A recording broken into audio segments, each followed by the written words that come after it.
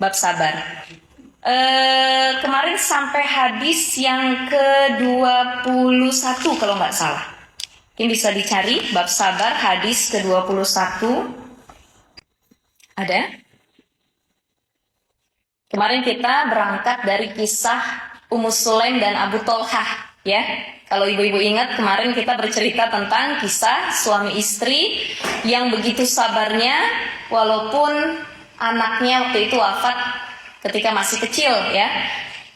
Dan suaminya nggak tahu ketika pulang ke rumah kok istrinya tiba-tiba langsung melayaninya, langsung mengenyangkan perutnya, bahkan sampai berhubungan suami istri. Ketika kelar baru istrinya bilang, wahai Abu Tolha, bagaimana kalau sesuatu yang Allah titipkan itu diambil?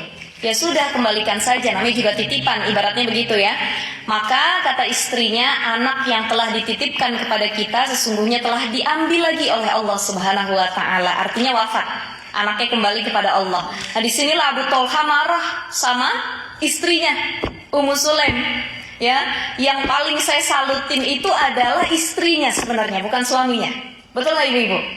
Kita kalau jadi Ummu Sulaim punya anak kita masih kecil, masih bayi, sakit, jangankan sakit ya, demam sedikit aja, kadang-kadang kita udah bawel itu ngubungin suami. Kapan kamu pulang? Jam berapa kerjanya? Sampai jam berapa? Ini anak kita demam, ayo buru-buru datang ke rumah sakit dan lain sebagainya. Mungkin anaknya Abu Tolha dan Ummu Sulaim sudah diikhtiarkan untuk berobat, tapi ya namanya sudah pengobatan kan itu menunggu proses juga ya. Sampai suaminya pergi, tapi nggak tahu keadaan anaknya bagaimana hingga di akhir pulangan suaminya ternyata anaknya sudah wafat, meninggal dunia. Dan istrinya mengatakan, wahai saudara-saudaraku, keluargaku, jangan ada yang menceritakan atau memberitahu terlebih dahulu kepada suamiku Abu Tolha terkait kematian anakku. Biar aku yang menyampaikan langsung, aku nggak pengen suamiku dengar ini dari lisan orang lain. Jadi orang-orang di sekitarnya juga kalau bahasa kitanya tuh nggak cepu, ya. Cepu tuh bahasa anak zaman sekarang, maksudnya nggak apa, orang punya rahasia dikasih tahu gitu, ya. Orang punya rahasia harusnya ditutup, malah dibeberkan kemana-mana. Itu kan penyakit kita ya ibu-ibu, betul nggak? Bu, ibu, Kak Sulaim, orang-orang di sekitarnya adalah orang-orang yang aman, nggak ngasih tahu duluan ke Abu Tolha. Begitu Abu Tolha pulang baru. Tapi Ibu Sulaim tadi udah ngomong duluan ya, bahwa akan diambil Allah. Maksudnya? Tadi kan? Oh, nanti di akhir. Nah, jadi ceritanya, kisahnya kita ulang lagi. Sudah pulang suaminya, Ummu Sulaim ini udah rapih rumahnya. Udah dandan cantik, udah nyambut suaminya, cium tangan, suaminya pun mencium keningnya. Ini salah satu yang harus sering kita lakukan ibu-ibu ya. Jangan pas pengantin baru aja kita cium tangan sama suami. Udah jadi pengantin bau ya, pengantin lama, bukan baru lagi nih, pengantin lama, kita juga harus tetap cium tangan sama suami kalau mau berangkat. Cium tangannya, suami juga cium kening istrinya, peluk istrinya. Kenapa? Biar harmonis dalam rumah tangga dan juga samawa itu tetap terjaga. Ini Ummu Sulaim, suaminya pulang dia cium tangan, dilayanin, makan sudah dibikinkan, perutnya kenyang. Sampai kata suaminya, kok istriku pelayanannya Masya Allah luar biasa sekali. Padahal di balik pelayanannya, istrinya itu lagi menahan rasa sedihnya yang anaknya meninggal. Bu, kita belum tentu sanggup kayak Ummu Sulaim. Anak sakit aja biasanya kita nggak bisa ngontrol emosi kita, ya, nggak bisa ngontrol mental kita, hati kita, apalagi anak kita meninggal.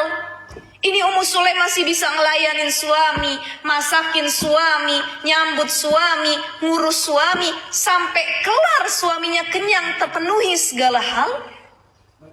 Baru dia bilang tadi, wahai suamiku, bagaimana kalau titipan yang Allah kasih itu diambil? Ya sudah, namanya juga titipan, kata suaminya. Begitupun suamiku, anak yang Allah titipkan ternyata Allah ambil kembali. Maksudnya diwafatkan anaknya. Seketika suaminya Abu Tolha itu marah.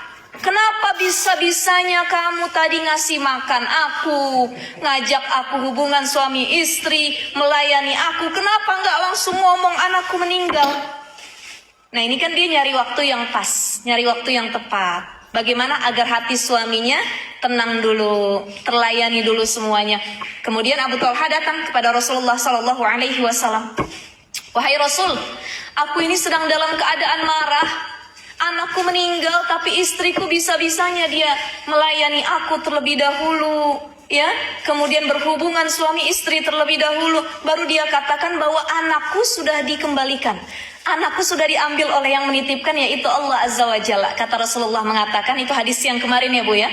Rasulullah mengatakan, apakah kalian semalam sempat berhubungan suami istri? Iya wahai Rasul, sudah kelar malah.